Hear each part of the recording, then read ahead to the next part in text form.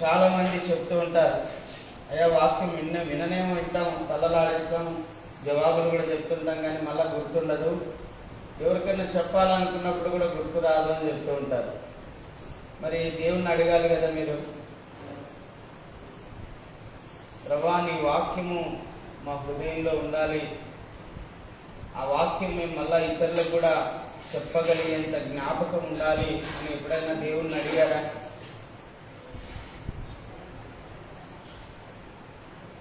ఎప్పుడన్నా అడిగారా? నీ వాక్యము మా హృదయంలో ఉండాలి, ఆ వాక్యము ఇతరులకు కూడా మేము చెప్పగలగాలి, నీ వాక్యం మాకు కావాలి ప్రభా, మా హృదయంలో నిలుపునైనా. వింటున్నాము కానీ మర్చిపోతున్నాము.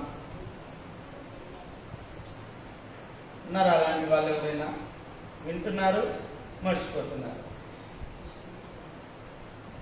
చదువుకుంటున్నాం, మర్చిపోతున్నాం కదా, నేర్చుకుంటున్నాం, మర్చిపోతున్నాం. ఏం ప్రయోజనం? పాస్ అవుతామమ్మా? ఎక్కడ పాస్ అవుతాం?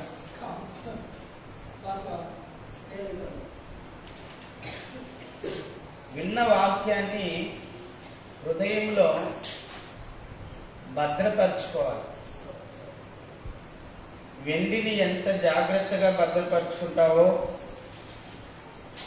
బంగారుని ఎంత జాగ్రత్త పెట్టుకుంటావో, వాక్యాన్ని కూడా అంత జాగ్రత్తగా విని హృదయంలో పెట్టుకోవాలంట. ప్రభు అన్నాడు, ఎవరు నా తల్లి, ఎవరు నా సహోదరుడు? దేవుని వాక్యమును విని ఆ ప్రకారము గైకొనువాడే నా తల్లి, నా సహోదరుడు. వినాలంట, గైకొనాలంట. అర్థమవుతుందమ్మా? వినాలి, మళ్ళా అనుసరించాలి. దాన్ని అనుసరించకపోతే ఏం ప్రయోజనం? మనం కూడా అన్యులతో సమానమే, అంతే కదమ్మా? అన్యులకు దేవుని వాక్యం తెలియదు, దేవుని వాక్యాన్ని వాళ్ళు అనుసరించరు. వాళ్ళు కేవలం మూఢాచారాలను, మూఢనమ్మకాలను అనుసరిస్తారు. మనము దేవుని వాక్యాన్ని చదువుతూ ఉన్నాము, దేవుని వాక్యాన్ని వింటూ ఉన్నాము, కానీ దాన్ని చక్కగా అనుసరిస్తున్న వారు కొంతమందే, అందరూ కాదండి. అమ్మా, యేసుక్రీస్తు ప్రభు వారికి నువ్వు సహోదరిగా, సహోదరునిగా, ఒక తల్లిగా నువ్వు ఉండాలి అంటే అమ్మా, దేవుని వాక్యాన్ని విని ఆ ప్రకారం నువ్వు నడుచుకోవాలి. అప్పుడే దేవుని ఆశీర్వాదం వచ్చేదండి. అందుకే ప్రభు ఉపమానం చెప్పాడు, దేవుని వాక్యము విత్తబడుతుందంట. విత్తుతూ ఉన్నప్పుడు అమ్మ కొన్ని త్రోవ పక్కన పడినాయంట, కొన్ని రాతి నేలను పడినాయంట, కొన్ని ముళ్ళ పొదల్లో పడినాయంట, కొన్ని మటుకు సారవంతమైన నేలలో పడినాయంట. 4 రకాల నేలలు ఉన్నాయి. నేలలంటే హృదయాలు. ఈ 4 రకాలు ఉన్నాయంట హృదయాలు. ఒకటి త్రోవ పక్కన, త్రోవ అంటే నడిచే త్రోవ లాంటి హృదయం.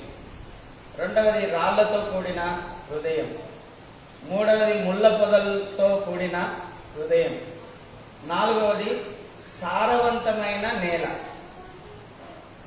అంటే దున్ని పెట్టింటారు చూడండి, అలాంటి నేల.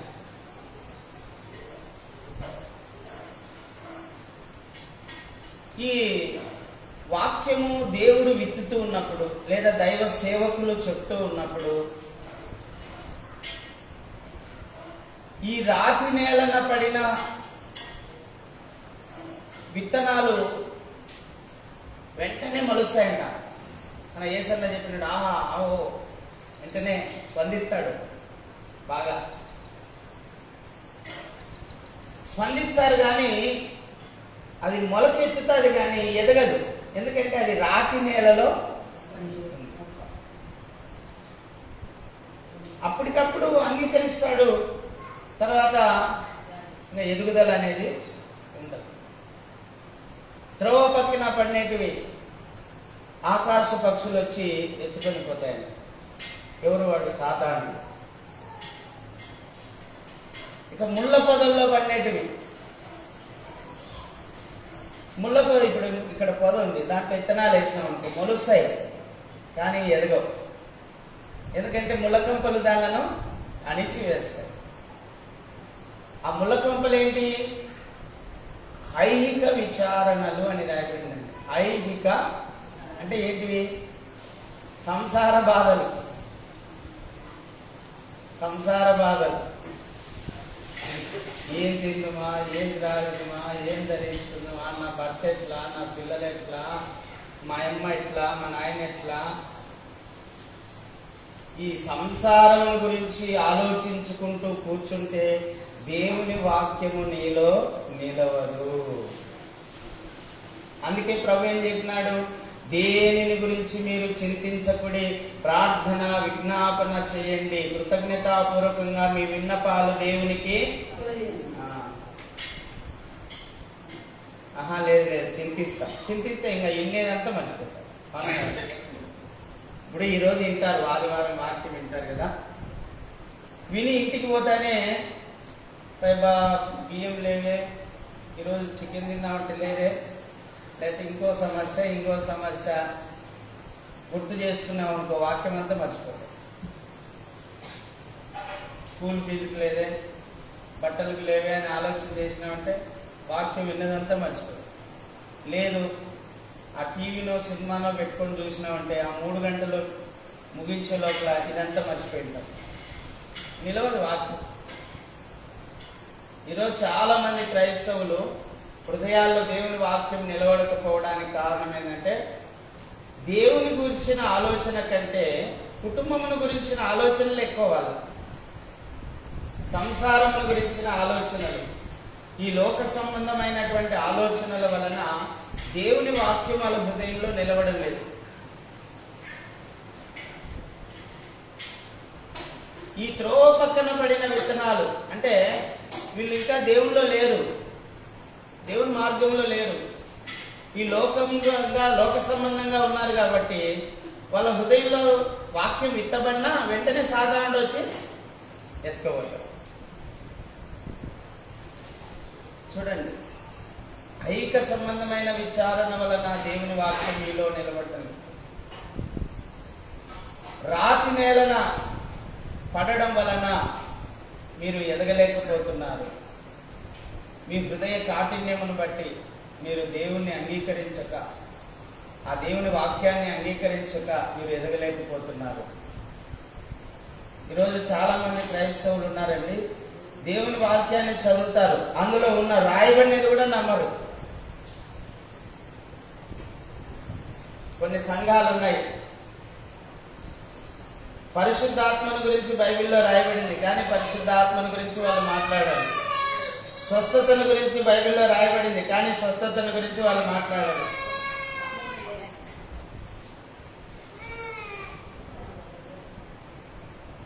అంటే వాళ్ళు నమ్మడం లేదు. ఇక నమ్మకపోతే అవిశ్వాసంతో సమానమే కదా. అంటే ఆ విత్తనం వాళ్ళ సారవంతమైన నేలలో పడడం లేదు. ఎప్పుడైతే దున్నిన నేలలో విత్తనం పడుతుందో అది మొలిచి 30దంతలుగా 60దంతలుగా 100ంతలుగా ఫలించి అది ఫలాలను ఇస్తుంది. దేవుని మహాకృప వలన దేవుని వాక్యాన్ని చదివి చదివి చదివి విని విని విని ప్రతి మీటింగ్కు వెళ్ళి విని విని విని ఆ వాక్యాన్ని హృదయంలోకి ప్రతిరోజు తీసుకుంటూ తీసుకుంటూ తీసుకుంటూ దేవుని కృపలో ఫలించడానికి నాకు చాలా సంవత్సరాలు టైం పట్టింది. ఇప్పుడైతే నేను దేవుని కృప వలన ఆ వాక్యాన్ని నేను హృదయంలో నిలుపుకోగలుగుతున్నాను. ప్రైజ్ ది లార్డ్, హల్లెలూయా. సంపూర్ణంగా నీ హృదయాన్ని దేవునికి ఇస్తేనే గాని ఆ హృదయంలో దేవుని వాక్యము నిలవదు. సంపూర్ణంగా నీ హృదయంలో దేవుడు ఉండాలి. ఇప్పుడు ఎప్పుడెప్పుడు ప్రార్థన అయిపోతుందా, 2 గంటలకు సినిమా వస్తుంది టీవీలో పెట్టుకొని చూద్దామని ఆలోచన కలిగి ఉంటే వాక్యం ఆడుంటుందేమో. ఇప్పుడు ఇంటికి పోతానే 2 గంటలకు సినిమా స్టార్ట్ అవుతుంది టీవీలో. ఇక వాక్యం ఎక్కడ నిలబడుతుంది? నిలబడి. అందుకే అమ్మ దయచేసి ఐక్య సంబంధమైన విచారణలన్నీ తీసేసుకోండి. ఆ బండరాతి హృదయాన్ని తీసేసుకోండి. మీలో ఉన్న సైతానికి చోటు లేకుండా చూసుకోండి. అపవాదికి చోటు లేకుండా చూసుకోండి. నేను బాగా గమనించింది ఏంటంటే, మన జీవితంలో పాపానికి చోటు ఉన్నంత కాలం దేవుని వాక్యానికి చోటు ఉండదు. వింటుంటాం, గుర్తుంది, వింటుంటాం కానీ గుర్తుండదు. దాని గురించిన ఆలోచన రాదు. ఎందుకంటే మనం పాపంలో ఉన్నప్పుడు, నేను చెప్తున్నా, ఎవరైతే పాపంలో ఉంటారో వాళ్ళ హృదయంలో దేవుని వాక్యం ఉండనే ఉండదు. అందుకే మీ హృదయం దేవునికి సమర్పించాలి. నా కుమారుడా, నీ హృదయము నాకు. ఎప్పుడైతే నీ హృదయాన్ని దేవునికి ఇస్తావో అప్పుడు ఏం చేస్తాడంట? ఆ హృదయం అనే పలక మీద ఆయన వాక్యాన్ని రాస్తాడంట. Praise the lord. ఆ హృదయం అనే పలక మీద వాక్యాన్ని రాస్తాడు దేవుడు. ఇక హృదయంలో వాక్యం నిలిచింది అనుకోండి, అమ్మా, ఎవడు నిన్ను పడగొట్టుకోలేడు. ఎంత 1000 మంది వచ్చినా పడగొట్టుకోలేరు నిన్ను. 1000 సైతానులు వచ్చినా నేను పడగొట్టుకోలేరు. ఎందుకంటే నీ హృదయంలో వాక్యం ఉంది కనుక. అందుకే వెండి కంటే బంగారు కంటే విలువైనదిగా ఎంచుకోండి దేవుని వాక్యము. ఇంటి దగ్గర నేను ఉన్నప్పుడు దేవుడు ఒక మాట చెప్పాడు, సంఘంతో ఒక మాట చెప్పాను. ఏంటి ప్రభా అంటే, పరిశుద్ధతయే మీకు ఫలము. అమ్మా, పరిశుద్ధతయే మీకు ఫలం. దాని అర్థమైంది, మీరు పరిశుద్ధంగా ఉంటే మీరు ఫలిస్తారు. పరిశుద్ధంగా ఉంటే మీరు ఫలిస్తారు. గుర్తుపెట్టుకోండమ్మా. దేవుడు పరిశుద్ధుడు గనక మనం కూడా, ఆయన పిల్లలమైన మనం కూడా పరిశుద్ధంగా ఉండాలి. అప్పుడు మనం ఫలిస్తాం. అంతవరకు ఫలించం. పరిశుద్ధంగా ఉంటేనే మనము ఫలిస్తాము. పరిశుద్ధత లేకుండా మనము ఫలించము, ఆయనను మనము చూడలేము. ఎబ్రీయులకు రాసిన పత్రికలో రాయబడింది, పరిశుద్ధత లేకుండా ఎవ్వరు ఆయనను చూడలేరు. పొద్దున్న లేచిన నుంచి బూతు మాటలు మాట్లాడుకుంటా, అబద్ధాలు మాట్లాడుకుంటా, దొంగతనాలు చేసుకుంటా, మోసపు మాటలు చెప్పి మోసాలు చేసుకుంటా జీవితాన్ని గడుపుతూ ఉంటే దేవుణ్ణి నువ్వెప్పుడు చూస్తావు? దేవుని ద్వారా ఫలాన్ని ఎప్పుడు నువ్వు అనుభవిస్తావు? నేను దేవుని వాక్యాన్ని చదివి నేర్చుకుంది ఒకటేనండి, నేను పరిశుద్ధంగా ఉన్నాను, దేవుడు నాకు సహాయకుడు.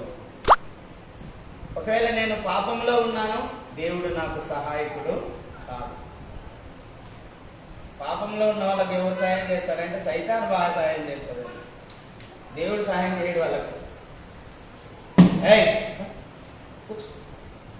దేవుడు కాదు వాళ్ళకు సహాయం చేసేది, సైతాను బాగా సహాయం చేస్తారు. ఏంటంటే ఇంకా పాపం చేస్తూనే ఉంటుంది. ఈ పాపం కాదు, ఇదిగో మందు కూడా తాగు, ఇంకా సిగరెట్ కూడా తాగు, గుట్కా కూడా తాగు, ఈ వ్యభిచారం చేయి, ఈ వ్యభిచారం ఏంది, ఇంకా కొత్త వ్యభిచారం చేయి, ఇంకా కొత్తగా చేయి, ఈ ఊరేంది దుబాయ్కి వెళ్ళు అంటే దారులు చూపిస్తుంది. అది పాపం చేసేవానికి పాప సంబంధమైన దారులు చూపిస్తుంది సైతాను. పరిశుద్ధంగా జీవించాలనుకున్న వానికి కొన్ని ఆటంకాలు, కొన్ని శ్రమలు, కొన్ని బాధలు వస్తాయి. కానీ తుదకు నువ్వు ఫలిస్తావు, అభివృద్ధి పొందుతావు, విస్తరిస్తావు. హల్లెలూయా. అర్థమైతే నేను చెప్పేది? పరిశుద్ధంగా జీవించాలి, నేను నీతిగా బ్రతకాలి, నేను దేవునిలో బ్రతకాలి అని అనుకున్నప్పుడు కొన్ని శ్రమలు, కొన్ని కష్టాలు, కొన్ని బాధలు వస్తాయి. కానీ తుదకు ఏమైతావును? 30దంతలుగా, 60దంతలుగా, 100ంతలుగా ఫలిస్తావు. అనేకులకు ఫలాలు ఇచ్చేవానిగా తయారవుతావు. నేను ఇప్పుడు ఫలించాను, ఆ ఫలాలు మీకు కూడా చెప్తున్నాను నేను. అంటే ఫలించి అనేకులను ఫలింపజేయడం అనే విధానంలోకి నేను వచ్చినాను. మీరు కూడా అలా వస్తారు. ఎప్పుడు? పరిశుద్ధంగా జీవించినప్పుడు, పాపరహితంగా జీవించినప్పుడు. నాలో అసూయ గాని, ద్వేషము గాని, కక్ష గాని, విభేదము గాని, విమతము గాని, అల్లరితో కూడిన ఆటపాటలు గాని, జారత్వం గాని, దొంగతనం గాని, అబద్ధం గాని ఏది లేకుండా నేను పరిశుద్ధంగా జీవించినప్పుడు నేను ఫలిస్తాను. నా ద్వారా అనేక మంది ఫలిస్తారు. హల్లెలూయా. అందుకే దేవుడు చెప్పాడు ఈరోజు ఉదయకాలంలో, మీరు పరిశుద్ధంగా జీవించండి, నీతిగా బ్రతకండి. నీతిమంతునికి కలుగు ఆపదలు అనేకములు. కానీ ఆపదలు వస్తాయి, కానీ వాటి నుంచి ఆయనే తప్పిస్తాడు. ఆ శ్రమల నుంచి ఆయనే మిమ్మల్ని తప్పిస్తాడు. ఆ ఆపదల నుండి ఆయనే మిమ్మల్ని తప్పిస్తాడు. అమ్మా, మిమ్మల్ని స్థిరపరుస్తాడు, ఆశీర్వదిస్తాడు, ఫలింపజేస్తాడు. ఆ ఫలాలు ఇతరులు కూడా అనుభవించేలాగా చేస్తాడు. హల్లెలూయా. అందుకే మీరు పరిశుద్ధంగా ఉండండి. అమ్మా, ఎవరున్నారు బైబిల్లో పరిశుద్ధంగా జీవించిన వాళ్ళు? ఎవరున్నారమ్మా? మరియా ఉంది. యేసుక్రీస్తు ప్రభువుకు తల్లిగా పిలువబడే మరియా ఉందండి. ఆమె పరిశుద్ధంగా జీవించింది. దేవుని వాక్యాన్ని బాగా చదివి ఆ వాక్యాన్ని హృదయంలో నిలుపుకొని ఒక కన్యకగా బ్రతికిందండి. కన్యకగా బ్రతికింది పరిశుద్ధంగా. అందుకే దేవుడు ఏం చేశాడు ఆమెను? ప్రపంచంలో ఇప్పుడు మరియా అంటే తెలియని వాళ్ళు ఎవరైనా ఉంటారమ్మా? అంత గొప్ప చేశాడు దేవుడు ఆమె. పరిశుద్ధంగా జీవించే వాళ్ళు గొప్ప చేయబడతారు. రాసి పెట్టుకోండి. పరిశుద్ధంగా జీవించే వాళ్ళు దేవుని చేతిలో బలమైన సాధనాలుగా వాడబడతారు. వాడబడిందే లేదా మరియా? యేసు ప్రభుకే తల్లిగా వాడబడిందండి. ఎంత గొప్ప సేవ అది! ఎంత గొప్ప సేవ! యేసు ప్రభుకే తల్లిగా ఉండే అర్హత పొందుకోయింది. కారణం, ఆమె పరిశుద్ధురాలు. ఆమె దైవ వాక్యాన్ని ప్రతిరోజు ధ్యానించేటువంటి బిడ్డ. దేవుని వాక్యాన్ని చదివి విశ్వసించినటువంటి బిడ్డ. అందుకే దేవుడు ఆమెను వాడుకున్నాడు. ఇంకా ఎవరున్నారు పరిశుద్ధులుగా? జకరియా, ఎలిజబెతులు ఉన్నారండి. అసలు వాళ్ళు నిందారహితులుగా జీవించినారంట, యథార్థంగా జీవించినారంట, దేవునికి ఇష్టలుగా బ్రతికినారంట. జకరియా, ఎలిజబెత్. జకరియా యాజకుడు, ఆయన భార్య ఎలిజబెత్. భార్య భర్తలు ఇద్దరు నీతిమంతులే, ఇద్దరు పరిశుద్ధులే, ఇద్దరు యథార్థవంతులే, ఇద్దరు న్యాయవంతులే, ఇద్దరు దేవుని ఆజ్ఞలను బాగా చక్కగా గైకొనిన వారంట. చదువుతారా ఒకసారి ఆ మాటను? లూకాసు వార్తలో ఉంటది, మనం చదువుకుందాం. లూకాసు వార్త 5వ వచనం చూడండి. యూదయా దేశపు 1వ అధ్యాయం 5వ వచనం. యూదయా దేశపు రాజైన హేరోదు దినములలో అబియా తరగతిలోనున్న జకరియాను ఒక యాజకుడుండెను. అతని భార్య అహరోను కుమార్తెలలో ఒకతే. ఆమె పేరు ఎలిసబెతు. వీరిద్దరూ ప్రభువు యొక్క సకలమైన ఆజ్ఞల చొప్పునను న్యాయ విధుల చొప్పునను నిరపరాధులుగా నడుచుకొనుచు దేవుని దృష్టికి నీతిమంతులైంది. హల్లెలూయా. ఎవరి దృష్టికమ్మా? చాలా మంది మనుషుల దృష్టికి నీతిమంతులుగా కనపడతారు. దేవుని దృష్టిలోకి వచ్చే లోపల వాళ్ళు తేలిపోతారు. అవునా కదా? కొంతమంది చెప్తుంటారు, నా నీ ముందర అట్లుంది, నీకు తెలియదు స్వరూపము అంటారు. అంటే సేవకుల ముందేమో అయ్యగారు వందనాలండి, అబ్బాయి ఎంత మంచి భక్తురాలని నేను అనుకుంటాను. కానీ వేరే ఉంటుందంట ఈ స్వరూపం. అంటే అంతరంగంలో ఒకటి, బయట ఒకటి. వేషధారణ జీవితం. అలా కాదండి, వీళ్ళు దేవుని దృష్టికే నీతిమంతులుగా ఉన్నారంట. ఎవరు? ఒకరు కాదు, ఇద్దరు, భార్యాభర్తలు ఇద్దరు. అందుకే వాళ్ళ పేర్లు బైబిల్లో రాయబడినాయి. ప్రపంచంలో జకరియా, ఎలిజబెతులు అంటే తెలియని వాళ్ళు లేరు. దేవుడు అంతగా వాళ్ళని ఆశీర్వదించినాడు, అంతగా గొప్ప చేసినాడు. ప్రవక్త అయిన యోహాను వీళ్ళ గర్భంలో నుంచి వచ్చేలాగా చేశాడు.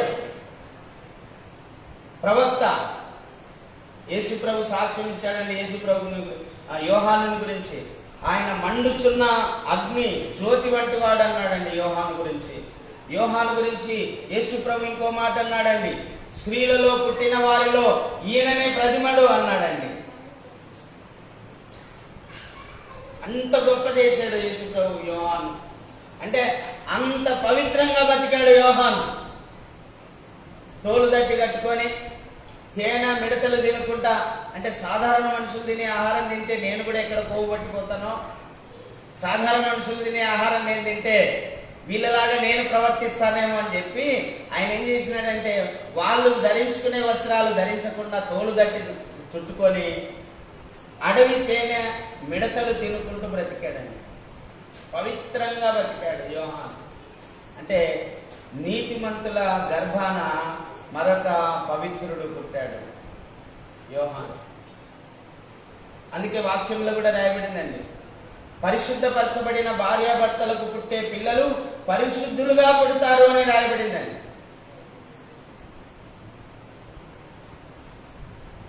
పరిశుద్ధత కలిగినటువంటి భార్యాభర్తలకు పుట్టే పిల్లలు పరిశుద్ధులుగా పుడతారు. అంటే భర్త రక్షించబడి ఉండాలి, భార్య రక్షించబడి ఉండాలి.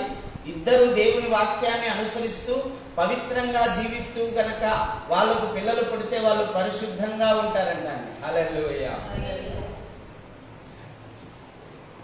ఇప్పుడు జకరియా, ఎలిజబెతులకు కూడా ఒక పరిశుద్ధుడు పుట్టాడు, ఆయన యోహాను. నిజంగా యోహాను వంటి వాడు, స్త్రీలలో పుట్టిన వారిలో యోహాను వంటి వాడు ఎవరు లేరు. యోహాను మండుచున్న జ్యోతి అయినాడు, మండుచున్న అగ్ని అయినాడని యోహాను గురించి యేసు ప్రభు సాక్ష్యం చెప్పాడండి. ఎంత గొప్ప వ్యక్తులుగా చేయబడ్డారండి. మరొక వ్యక్తి ఉన్నాడు, ఎవరు? యోహాను. యేసు పాపం చేసే అవకాశం వచ్చినా కూడా ఆ అవకాశాన్ని విడిచిపెట్టి పారిపోయాడండి. చాలా మంది ఏమనుకుంటారు, పాపం చేసే అవకాశం ఎప్పుడు దొరుకుతుందా అని చూస్తుంటారు, ఎదురు చూస్తుంటారు. అవునా కదా? నేను చెప్పు, పాపం చేసే అవకాశం ఎక్కడ దొరుకుతుందా, నాకు ఎప్పుడు దొరుకుతుందా అని ఆలోచించే వాళ్ళు చాలా మంది ఉన్నారండి. కానీ యేసేపు పాపం చేసే అవకాశం దొరికినా అక్కడి నుంచి దూరంగా పారిపోయినాడు. అందుకే దేవుడు ఏం చేశాడు, ఆయనను అమ్మా ఎక్కడున్నా రాజుగానే ఉంచినాడండి. పోతిఫర్ ఇంట్లో ఉన్నప్పుడు ఆయన యజమాని, ఆ ఇంటి అంతటికి. చెరసాల్లో ఉన్నప్పుడు ఆయన యజమాని, చెరసాలకు అధిపతిగా పనిచేసినాడండి ఆయన. చెరసాల బాధ్యతలన్నీ యేసేపుకే అప్పగించినారు. అంత తెలివైన వాడు, అంత చక్కగా పనిచేసేవాడు. ఖైదీలను కూడా, అసలు ఖైదీలు మేము ఊర్లోనే ఉన్నట్టుగా మైమరిపించే విధంగా వాళ్ళని నడుచుకున్నాడు. అందుకే అక్కడ కూడా ఆయనకు బాధ్యతలు వచ్చినాయి. చివరికి ఏం చేశాడు దేవుడు, ఐగుప్తు దేశానికే ప్రధానమంత్రిగా చేశాడు. హల్లెలూయా. పరిశుద్ధంగా జీవిస్తే ఎంత మేలండి అమ్మా. పరిశుద్ధంగా గనక జీవిస్తే నీ చూపును, నీ వినికిడిని, నీ మాటను, నీ ప్రవర్తనను, నీ నడతను ఎక్కడ కూడా లోపం లేకుండా, పాపం లేకుండా కానీ నువ్వు జీవించగలిగితే నువ్వు ఉన్నత స్థలములలో నివసిస్తావు. లంచం తీసుకోకుండా, నీతిని అనుసరిస్తూ, యథార్థంగా మాట్లాడుతూ, చెడు చూడకుండా, చెడు వినకుండా, చెడు మాట్లాడకుండా, చెడు చేయకుండా, కీడు చేయకుండా నువ్వు జీవిస్తే నీవు ఉన్నతమైనటువంటి స్థలంలో నివసిస్తావు. ఎవరు ఇట్లాంటి మాటలు చెప్పేటోళ్ళు ఎవరున్నారో మన లోకల్లో? మనకు ఈ మాటలన్నీ మనకు దేవుడు చెప్పాడు. యెషయా గ్రంథం 33:15 ఈ మాట రాశాడు. చెడు చూడకుండా, చెడు వినకుండా, చెడు చేయకుండా, నీతిని అనుసరిస్తూ, లంచము తీసుకోకుండా చేతులు ముడుచుకొని ఎవరైతే జీవిస్తారో, ఆకలి ఉన్న వారికి అన్నం పెట్టి, వస్త్రహీనతలో ఉన్నటువంటి వారికి వస్త్రాలు ఇచ్చి, బంధకాల్లో ఉన్న వారికి విడుదల ఇచ్చి, బాధల్లో ఉన్న వారికి న్యాయం తీర్చి, కృంగిపోయిన వారిని లేవనెత్తి ఎవరైతే ఆదుకుంటారో వాళ్ళు మధ్యాహ్నపు వెలుగులాగా ప్రకాశిస్తారంట. నీరు కట్టిన తోట వలె ఉంటారంట. నిత్యము ఏమీ కొదవ లేకుండా చేశాడండి. హల్లెలూయా. నీతిగా జీవిస్తున్నాం కాబట్టి కొన్ని శ్రమలు అనుభవించాల్సిందే. కానీ ఒక రోజున దేవుడు మనలను ఉన్నత స్థితిలో నిలవబెడతాడు అని చాలా మంది వచ్చి సేవలోకి వచ్చి మళ్ళీ ఎన్నిక వెళ్ళిపోయిన వాళ్ళు ఉన్నారు. కానీ ఎవరు సేవ చేస్తారు తెలుసా? ఈ శరీరాశను, నేత్రాశను, జీవపుడంబాన్ని, ఈ సుఖభోగాలను, ఇవేవి మాకొద్దు, ప్రభు మాకు కావాలి. నిజంగానే ప్రాణం పోతుంది. నా ప్రాణం పోయినా పర్వాలేదు, నేను ప్రభు కోసం నిలబడతానని ఎవరైతే నిలబడతారో వాళ్ళ ప్రాణాలు దక్కించుకుంటారు. నేను ఎటువంటి సుఖాలు నాకు రాకపోయినా పర్వాలేదు, నేను దేవునిలోనే నిలబడతానని నిలబడినందుకు ఈరోజు నాకు అన్ని దొరికినాయి అనేంత స్థితిలో నిలబెట్టినాడు. కానీ కొంతమంది ఏం చేసినారు? వద్దురా నాయన, ఈ కష్టాలు మేము పడలేము, ఈ సేవలు మేము చేయలేము, వెళ్ళిపోయినారు. వెళ్ళిపోయిన వాళ్ళు అట్లే ఉన్నారు, ఏమీ లేకుండా ఉన్నారు. కష్టాలైనా పర్వాలేదని దేవుని కోసం నిలబడినందుకు నాకు అన్ని. చాలాసార్లు అనిపిస్తుంది నాకు కూడా, ఇంత కరెక్ట్గా బతికితే ఎవడు మాట వినడు. కొన్నిసార్లు అనిపిస్తుంది అన్నమాట, ఏకే పాఠశాల తీసుకొని కాల్ చేద్దామా అనిపిస్తుంది. అనిపిస్తుంది అనిపిస్తుందా? వాళ్ళు మాట్లాడే మాటలకు, వాళ్ళు చేసే, నేను అనుభవించి చెప్తున్నాను మీకు. దేవుడు మీకు చెప్పమన్న మాటలు మీకు చెప్తూ ఉన్నాను.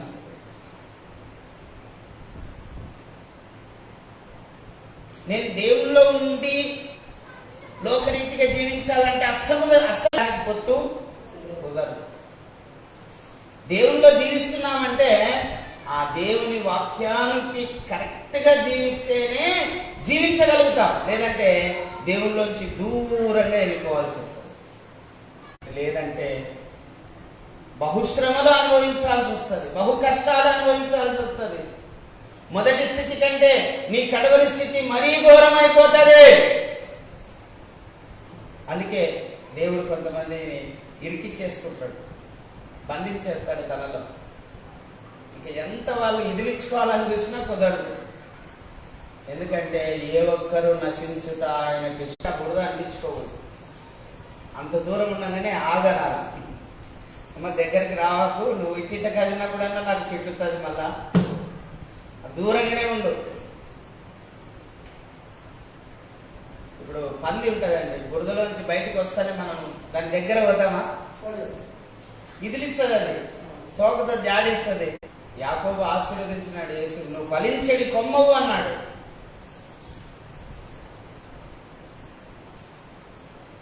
పరిశుద్ధత లేకుండా ఏ ఒక్కడు ఫలించడండి. అందుకే మీరు పరిశుద్ధులుగా ఉండాలని ఆయన కోరిక. నేను పరిశుద్ధుడనైన ప్రకారం మీరు కూడా పరిశుద్ధంగానే బ్రతుకుతాను, నీతిగానే బ్రతుకుతాను, యథార్థంగానే బ్రతుకుతాను, న్యాయంగానే బ్రతుకుతానని ఎప్పుడైతే నువ్వు నిర్ణయం తీసుకుంటావో అప్పుడు నీకు తోడైంది ప్రభు నిన్ను బలపరిచి, నిన్ను శక్తివంతునిగా చేసి, నిన్ను ఆ ఇహలోక మాలిన్యం నీకు అంటకుండా ఆయన నిన్ను కాపాడుతాడు. ఇలా నాలో కనపడాలి, నీ క్షమాగుణం నాలో కనపడాలి, నీ త్యాగం నాలో కనపడాలి, నీ వ్యక్తిత్వం నాలో కనపడాలి, నీ గుణ లక్షణాలు నాలో కనపడాలి, నీ యొక్క సామర్థ్యం నాలో కనబడాలి, నీ యొక్క వరాలు నాలో కనబడాలి, నీ యొక్క ఫలాలు నాలో కనబడాలి అని వేడుకుంటున్నాను. మీరు కూడా అలా వేడు కావాలి. దేవుని మూర్తిమంతం కావాలి, దేవుని యొక్క సారూప్యము కావాలి, దేవుని యొక్క స్వరూపము కావాలని ఒక తీర్మానం చేయి. అమ్మా, నిన్ను ఒక స్టార్గా చేస్తాడు ఆయన. హల్లెలూయా. స్టార్ అంటే సినిమా స్టార్ లాంటి సేవకులు, యేసన్న గారు లాంటి సేవకులు, ఎంత గొప్ప సేవకులు ఉన్నారని గర్వపడతాం కదా. వీళ్ళేనండి స్టార్స్, మనుషుల జీవితాలను మార్చగలిగిన స్టార్స్. ఇప్పుడు ఈరోజు నా జీవితం మారిందంటే ఒక సేవకుడు కారణం. ఆ సేవకుడి ద్వారా దేవుడు నన్ను రక్షించాడు. ఆ సేవకుని ప్రార్థన ద్వారా, ఆ సేవకుని నోటల నుంచి వెలువడే వాక్యము ద్వారా నా జీవితాన్ని రక్షించాడు దేవుడు. ఈ వాక్యాలు ఎట్లా వచ్చినాయి, ఈ పిల్లర్స్ ఎట్లా వచ్చినాయి, ఆ వాకిలి, కేవలం ఆ వాకిలే సుమారుగా 70,000 అయింది. ఎక్కడి నుంచి వస్తాయి? అన్ని దేవుడేనండి. ప్రతిదీ దేవుడే ఇస్తాడు. దేవుని మీద ఆనుకున్నోనికి దేవుడే సహాయకుడు. అందుకే నేను మీకు ధైర్యంగా చెప్తున్నాను, దేవుడు కరువు కాలం అంతా ఆయన ఆకలి తీరింది. ఎట్లా తీర్చబడింది? ఒక అక్షయ పాత్రని దేవుడు అక్కడ పెట్టాడు, కరిగిపోకుండా. తింటుంటే వస్తున్నాయి, తింటుంటే వస్తున్నాయి. ఖచ్చితంగా మనకు కావాల్సిన వస్త్రాలు ఇస్తాడు, ఖచ్చితంగా మనకు కావాల్సిన గృహం ఇస్తాడు, ఖచ్చితంగా మనకు కావాల్సిన వాహనం ఇస్తాడు, ఖచ్చితంగా మనకు అవసరత ఏముందో అది తీరుస్తాడండి. ఎప్పుడంటే మీరు దేవుని మీద ఆనుకున్నప్పుడు, మీ మనస్సు దేవుని పాత లైన్ వదిలిపెట్టి కొత్త లైన్లోకి రావాలి. అదేంటంటే దేవుని లైన్, దేవుని మార్గం. ఆ దేవుని మార్గంలోకి వస్తే మనకు కావలసినవన్నీ మనకు దొరుకుతాయి. నేను ఒక్కోసారి ఆశ్చర్యపోతుంటా, ఏమీ లేనట్టే ఉంటాయి కానీ అన్నీ ఉంటాయి. ఈరోజు మీతో మాట్లాడుతున్నాను, దేవుని కోసం బ్రతకండి, పరిశుద్ధంగా బ్రతకండి, నీతిగా బ్రతకండి. నీతిగా బ్రతకడంలో కొంచెం ఉన్నా సరే, మంచి భక్తిపరుడు అండి. ఒక పెద్ద దైవసేవుని దగ్గర ఉండేవాడు, సేవా పరిచయంలో పాల్గొనేవాడు. ఉన్నట్టుండి ఏమైందో మనసు మార్చుకొని ఒక రాజకీయ నాయకుడి దగ్గరికి వెళ్ళినాడు. నేను చెప్తున్నాను, మనకు తగదు అవి అంటున్నాను. ఒక రాజకీయ నాయకుడి దగ్గరికి వెళ్ళి వాళ్ళమ్మడి తిరుగుతూ రాజకీయ అంటే ఒక సేవకుని దగ్గర పరిచారకునిగా ఉండేవాడిని ఒకప్పుడు. ఇప్పుడు ఏం చేస్తున్నావు? ఏ స్థితిలోకి పోయినావు? అన్యాయ మార్గంలోకి వెళ్ళినావు, అక్రమ మార్గంలోకి వెళ్ళినావు, దొమ్మి మార్గంలోకి వెళ్ళినావు, మోసం మార్గంలోకి వెళ్ళినావు. బరబ్బ వచ్చినాడు, ఎన్ని గొప్ప మాటలు అండి దేవుడు పలికిన మాటలు. మరి మీరు ఏ లోకమో, మీరు ఈ లోకమేనా పరలోకమా? మీరు ఈ లోక సంబంధులా పరలోక సంబంధం గురించి వాళ్ళకు రుచి చూడాలి. ప్రభు ఏమన్నాడు? కొండ మీద 3 రోజులైంది వీళ్ళు ఆకలిగా ఉన్నారు, మనమే వీళ్ళకు భోజనము.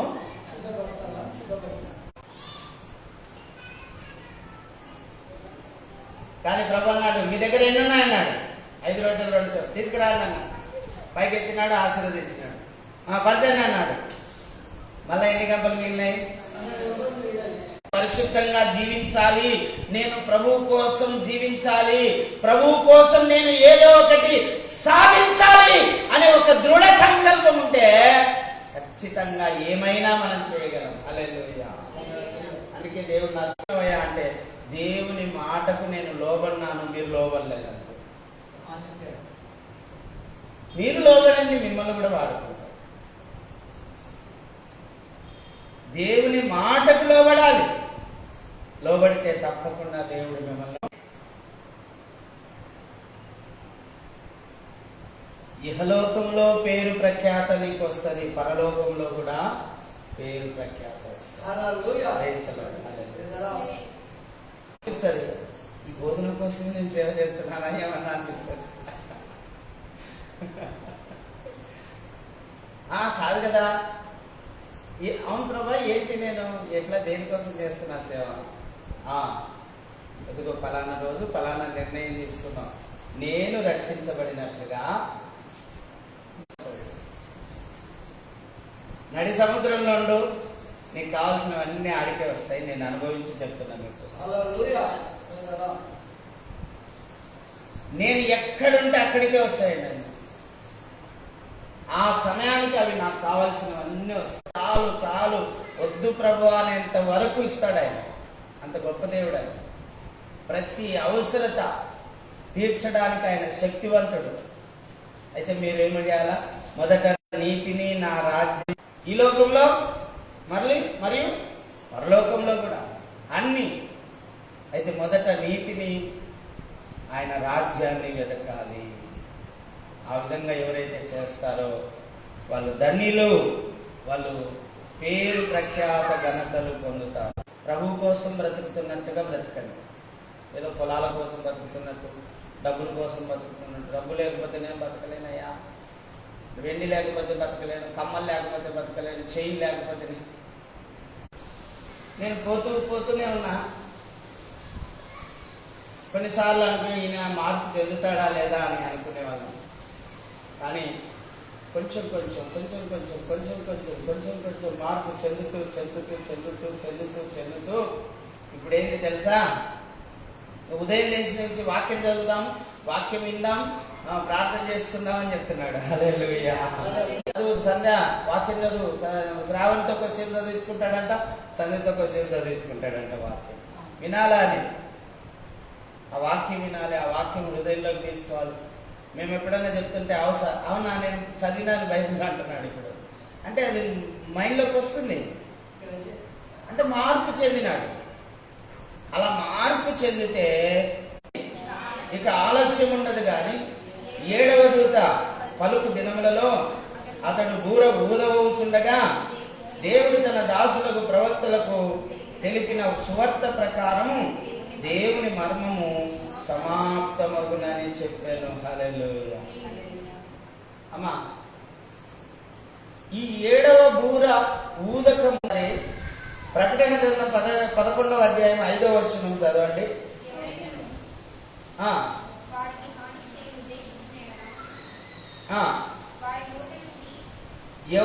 ఎవడైనా వారికి హాని చేయ ఉద్దేశించిన ఎడలా వారి నోట మరియు వారికి ఇష్టమైనప్పుడల్లా నీళ్లు రక్తముగా చేయుటకును నానా విధమైన తెగుళ్లతో భూమిని బాధించుటకును వారికి అధికారము కలదు. ఈ మోషే ఏలియా మళ్ళా వస్తారంటండి భూమికి. తిరుగుతారంట. కొంతమంది ఏమో బాధించబడిన వాళ్ళందరూ కూడా వీళ్ళు చనిపోతే కట్న కానుకలు పంపుకున్నారంట. ఒరే చచ్చిపోయినారు, పీడ విరగడైంది. సేవకుల మీద బాధపడిన వాళ్ళు చాలా మంది ఉంటారు కదా, ఉన్నారు కదా. మన ఆంధ్ర రాష్ట్రంలోనే లలిత్ కుమారు, కరుణాకరు, ప్రసాద్. 8 దేవుడు మన ప్రభు అయిన క్రీస్తు యేసునందు చేసిన నిత్య సంకల్పము చొప్పున పరలోకములో సృష్టించిన దేవుని యందు పూర్వకాలం నుండి మరుగైన ఆ మర్మమును గురించి ఏర్పాటు ఎట్టిదో అందరికి తేటపరచుటకును పరిశుద్ధులందరిలో అల్పుడైన నాకు ఈ కృప అనుగ్రహించను. హల్లెలూయా. ఏమిటి ఆ మర్మము తెలుసా అమ్మా? దేవుడు ఈ దేశాన్ని కదల్చుకోలేకపోతున్నారు. కారణం ఏంటంటే యేసు ప్రభు మళ్ళా 2వ రాకడలో ఒలివ కొండ మీద దిగాల. ఈ 7వ బూర ఊదక ముందే మోషే ఏలియా వచ్చి రావాలేదు, ఇప్పుడైనా ఆయన ఎందుకు విశ్వాసం ఉంచండి అని చెప్తే, అమ్మా ఎవరు చెప్తారు? మోషే ఏలియా వచ్చి చెప్తారండి. ఇశ్రాయేల్ దేశంలో 12 అంత్యక్రీస్తుగా కూర్చొని ఉన్న మెస్సియాని నమ్మారే వీళ్ళు. ప్రపంచానికి రాజుగా చేశారే. ఆ 3.5 సంవత్సరాల తర్వాత నేనే దేవుణ్ణి, మీరు ప్రతిరోజు నాకు మొక్కాలి అనుకున్నప్పుడు రొమ్ము కొట్టుకుంటారండి, మీద దిగుతాడండి.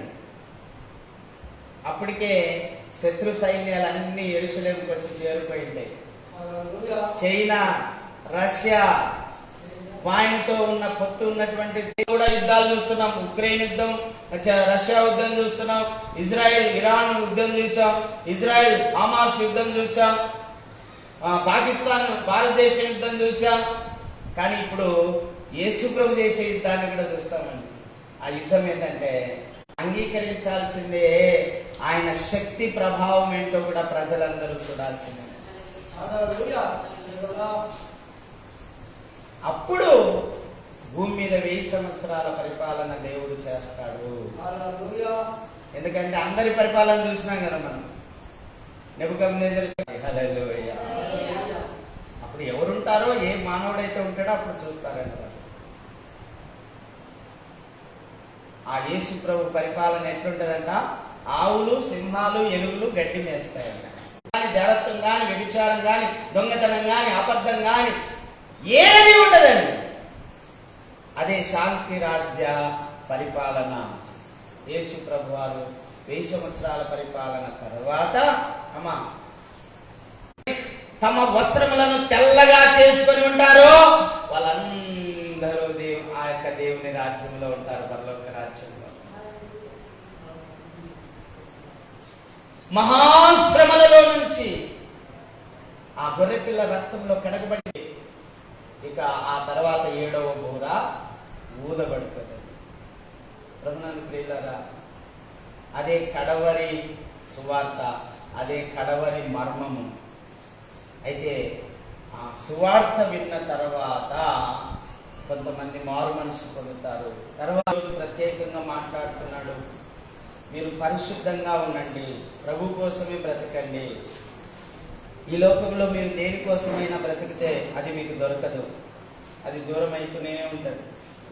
మీరు ప్రభు కోసం ఎప్పుడైతే బ్రతుకుతారో మీకు కావాల్సినవన్నీ దగ్గర ఉంటాయి, దూరం అయితూనే ఉంటాయి. అందుకే అయ్యా నీ కోసమే నేను బ్రతుకుతాను, పరిశుద్ధంగా బ్రతుకుతాను, నీతిగా బ్రతుకుతాను, యథార్థంగా బ్రతుకుతాను.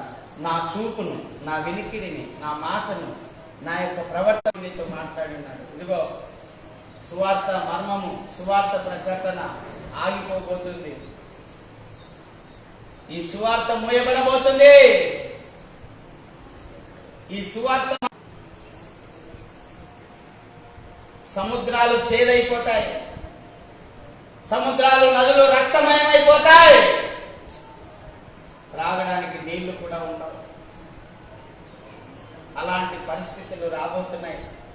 దుర్దినములు రాకమునుపే సృష్టికర్త అయిన దేవుని స్మరణలో జీవిస్తావు. అమ్మా, అలాంటి మంచి బతుకు కోసం ప్రార్థన చేసుకోండి. అమ్మా, ఈ లోకంలో ఉన్న బతుకంత వ్యర్థమైన బతుకమ్మా, పరలోకపు బ్రతికే బ్రతుకు. ఆ పరలోకంలో బ్రతుకు కావాలని వేడుకోండి. ఈ లోకంలో బ్రతికే